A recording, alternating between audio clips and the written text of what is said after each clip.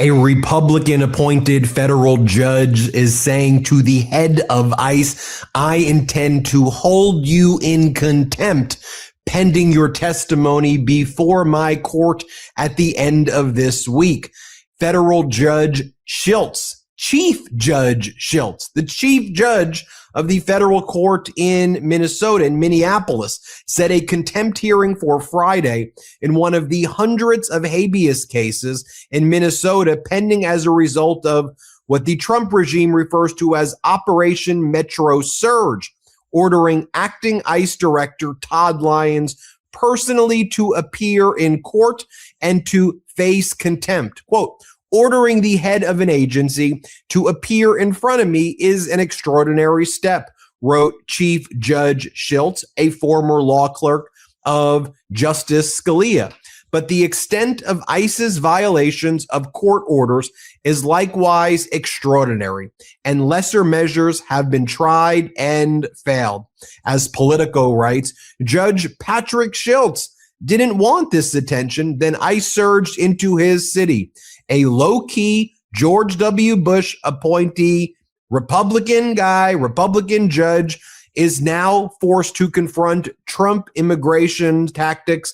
And this guy is like a veteran of the conservative legal movement, and he now finds himself on the front lines battling the Trump regime's, frankly, violations of the 10th Amendment, states' rights.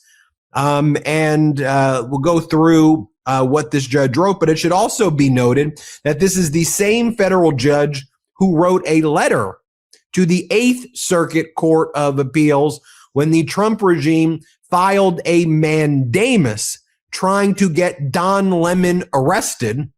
And in a mandamus motions, technically it's like an adversarial proceeding against the court itself. And what Judge Schiltz was saying in his letter to the 8th Circuit Court of Appeals is like, I've never had to write a letter like this, but apparently on my day off, while I'm helping my son, who's a person with disabilities, I learned that basically I got sued. I mean, it's a little more complicated than that, but a mandamus was filed saying that the federal courthouse and the magistrate judge who work under me improperly refused to arrest Don Lemon. And so the Trump regime, rather than just going to a grand jury in order to seek an indictment against Don Lemon, they're running to you, the 8th Circuit, via a mandamus process.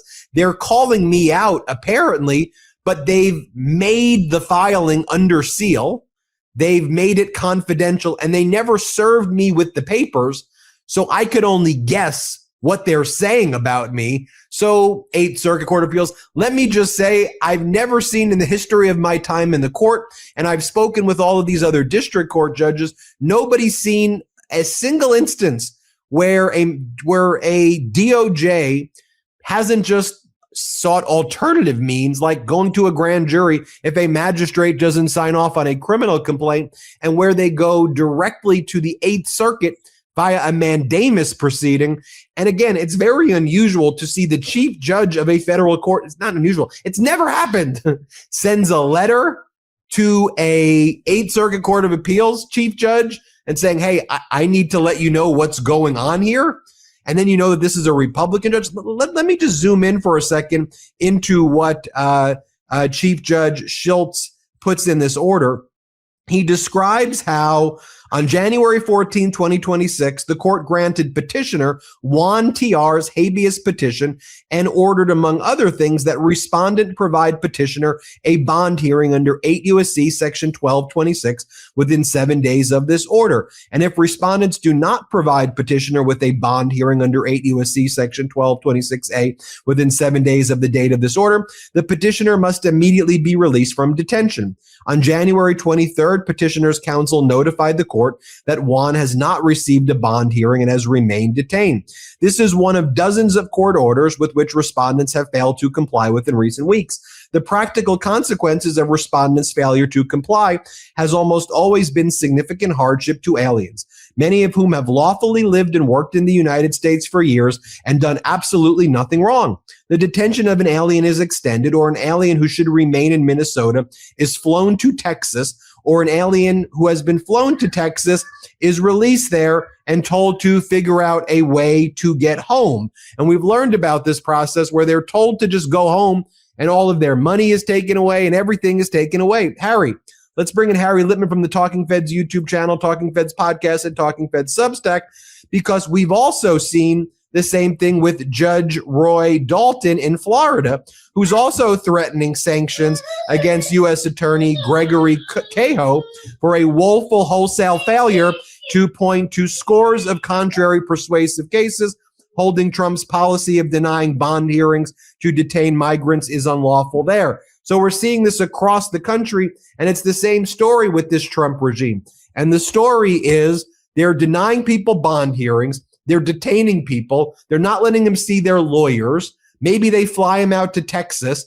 Once they release them in Texas, if they find out the people are lawfully here, they don't give them their cell phones. They just dump them. They take their money and they say, go. And the judge is pissed. It's like, what, you can't do this. So it's this judge has done two extraordinary things. The letter to the Eighth Circuit, Judge Schultz, and now ordering the head of ICE, Todd Lyons, to show up. What do you make of it all, Harry? Yeah, that's exactly right, Ben. I think we should separate out the violations and what's made him so fit to be tied and the actual order to get the head of ICE to show up. So first, this letter.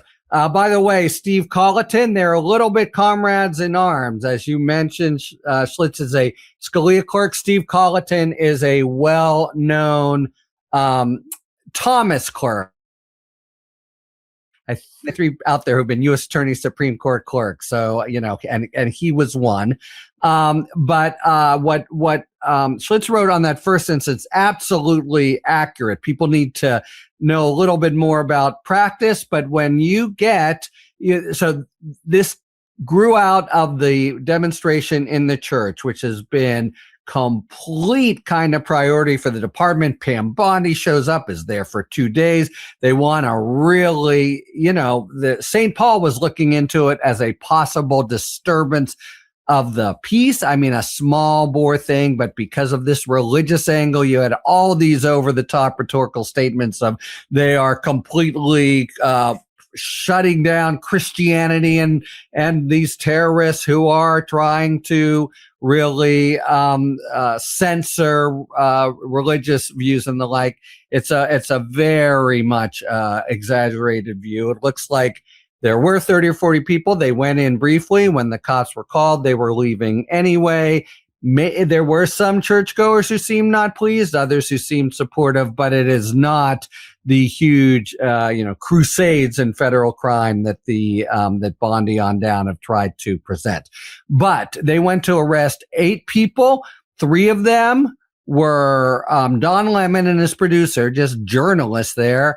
And one other, the magistrate did not approved 3 arrests and didn't approve the other 5.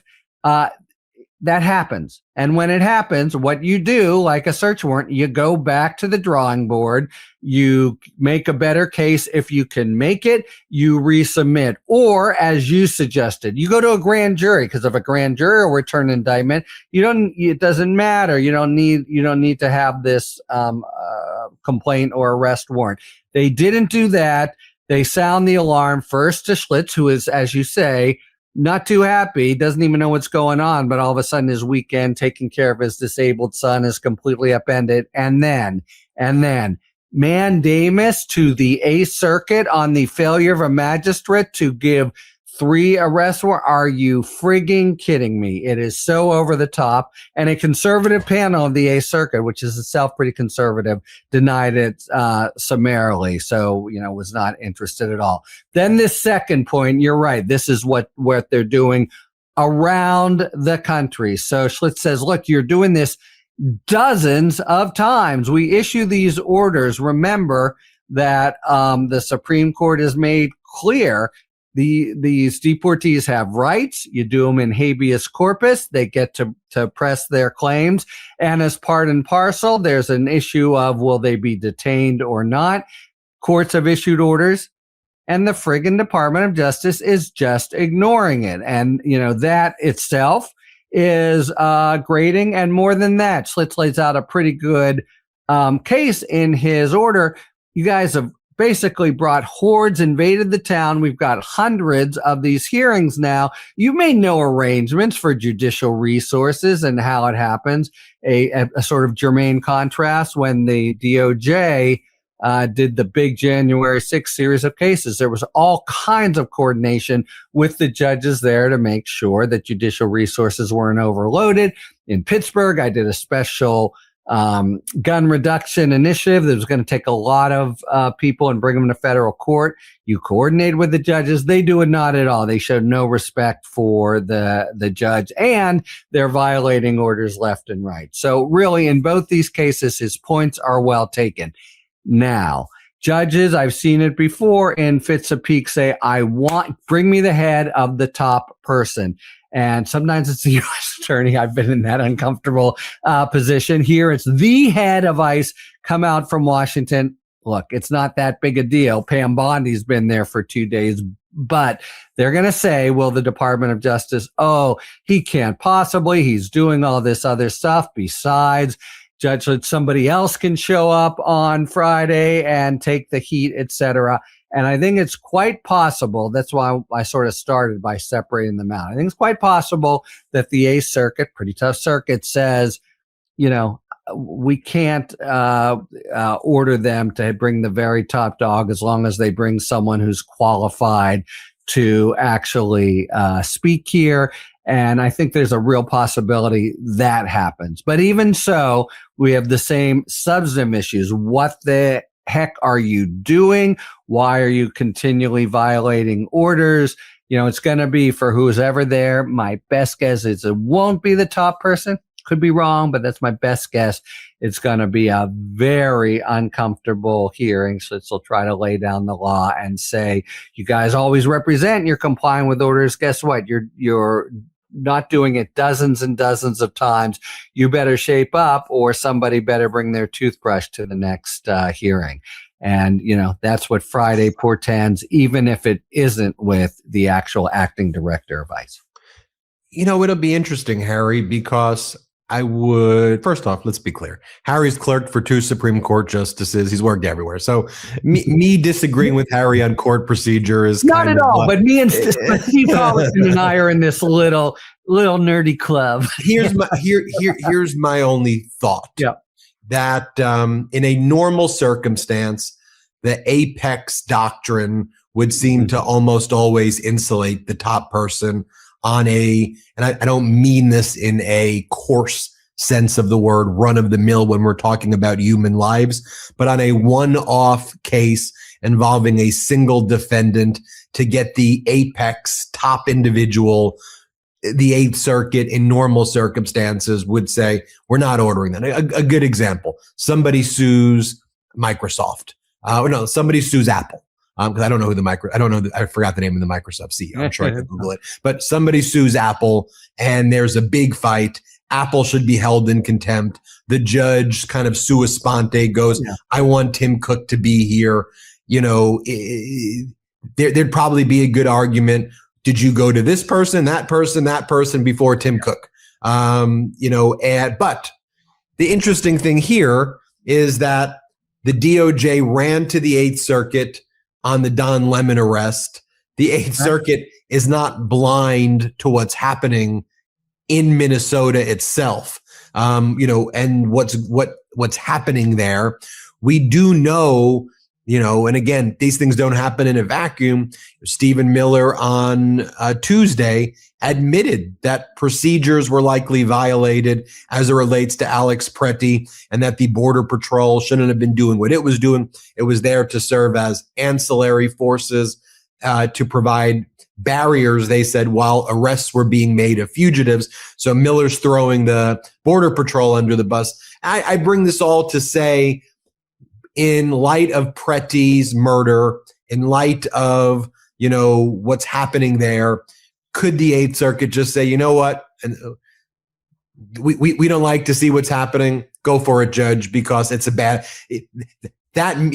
intangible factor may come into play. But otherwise, I think your analysis in normal times, a normal ruling is what you suggest. We're in non-normal time. So what happens? It's true. So we'll see. And Schlitz was really trying to, you've seen this kind of letter. He says, you gave his reputation. Judge Colleton, Judge Colleton, I've never seen, these violations are happening, and we've never had this kind of they've shown complete disregard for the court, just in terms of judicial resources, not to mention thumbing their nose at order after order, a kind of practice we thought was done with, right? I want to say one other interesting point to me. You adverted to it. A lot of the people that are getting these hearings are actually the very kinds of people the administration say they're not detaining, which is people who have done nothing wrong other than their papers being not in order. But you would think if a hard-hearted administration wanted to go after them, they'd be able to. As Schlitz is making, we're talking about people whose papers are not in order, maybe came illegally to the country, but like 40 years ago, since which time they have been productive members of the community and paid their taxes and done everything right. In other words, the very sorts of people who any kind of sensible, not to mention humane immigration policy would exempt. It's a little in the flavor of the dreamers. So it is, I'll just note, it's interesting that a lot of these orders have come in cases where the DOJ is seeming very technical, very hard-hearted, but we're still talking about immigration violations. So that's a whole new level, I think, that courts, in their increasing loss of trust and respect and credibility with the DOJ, they're pushing back even where at least in terms of the orders they provide for these folks, or which orders DOJ are denying. They're pushing back even on people who seem to have, a tough road to hoe to say they shouldn't be deported now. We have a little bit of this going on. I know you and I will be talking about it soon with an upcoming hearing with Abrego Garcia, who the administration is trying hard to deport, and under normal circumstances, they would be able to. But as you say, talk about not normal circumstances and everything that came there. And it's making a couple courts, especially one in Maryland, think, I got to stand up for this person who is just being completely steamrolled by the entire U.S. government. So that's a sort of substantive kind of slice of what is happening as well. Harry Litman runs the Talking Feds YouTube channel, the Talking Feds podcast, and the Talking Feds Substack. As soon as this video ends, go to the Talking Feds YouTube channel. Thanks, Harry. Hey, thanks, man. Always a pleasure. Want to stay plugged in? Become a subscriber to our Substack at MeidasPlus.com. You'll get daily recaps from Ron Filipkowski, ad-free episodes of our podcast, and more exclusive content only available at MeidasPlus.com.